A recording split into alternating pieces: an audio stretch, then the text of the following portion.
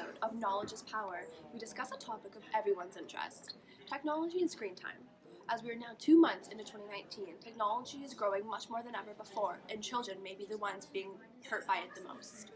Research from 2017 showed that 98% of households of children aged 8 years and younger have access to mobile devices, and half of them have their own mobile device, a steady incline from 2011. What many parents, teachers, and any other authority figures in general do not understand is the importance of healthy brain development of children and the vulnerabilities they have, especially to technology. Courtney is here today with a special guest. Hi, Courtney. Thanks, Brittany. Hi, everyone. Thank you for tuning in today. Today we have Dr. Tazipi Hutton with us, and she's going to be discussing the effects of screens on your children. Dr. Hutton, tell us about yourself. Good evening, Courtney, and thank you for having me. It's a pleasure to be here. I'm a neuroscientist, which means that I study the development and function of the brain and nervous system. And for those watching, a brain connection is a scientific term for the way in which one part of the brain talks to another part of the brain. A brain connection is the communication from one area to another. So you just published a paper about connections in a child's brain. Can you tell us about that? Well, it's obvious that technology has taken over our lives, and more children have access to these devices. Not only do children have access to devices at home, but it's become mobile and a part of the school system. Will this affect how they grow up? Yes, absolutely. It can result in academic problems such as struggling with reading comprehension, language delays such as language processing, obesity, sleep disturbances, and younger children are less likely to be ready for kindergarten. So in your paper, you looked at kids ages 9 to 12, and you were looking at the differences between reading and the use of mobile devices. What did you find? Well, we found that the increased use of devices resulted in less connections in the brain that have to do with behavior, achieving goals, and language. Less screen time and more time reading books resulted in more connections in the brain, which has improved language and the ability to control your behavior and your goals.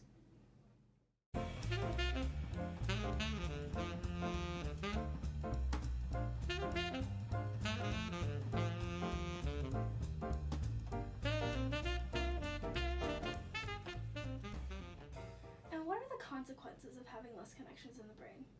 Well, as a child ages, a process called pruning happens in the brain, where all the connections that are not being used go to help connections that are being used to make them stronger.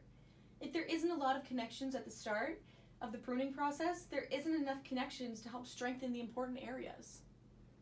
Is there any way this can be fixed?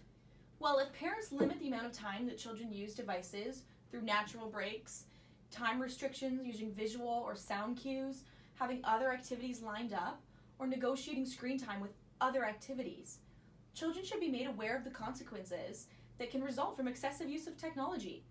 The goal is not to eliminate the use of devices, but to reduce the amount of time on them to maximize development.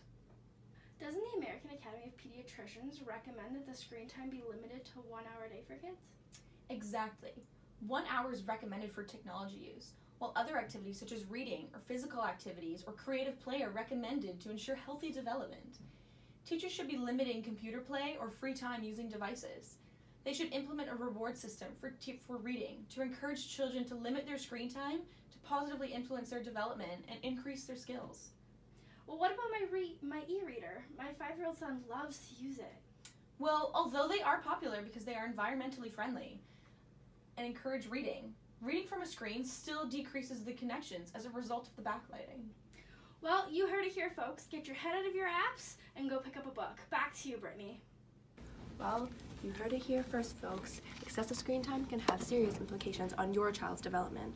In what ways can you make reading a fun activity for your child?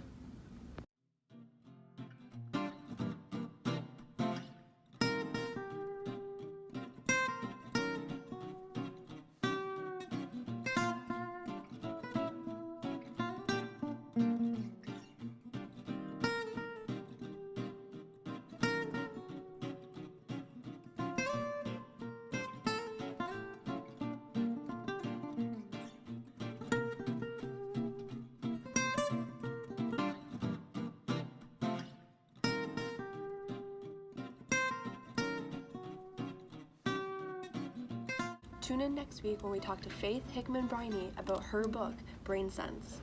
And don't forget, people, knowledge is power.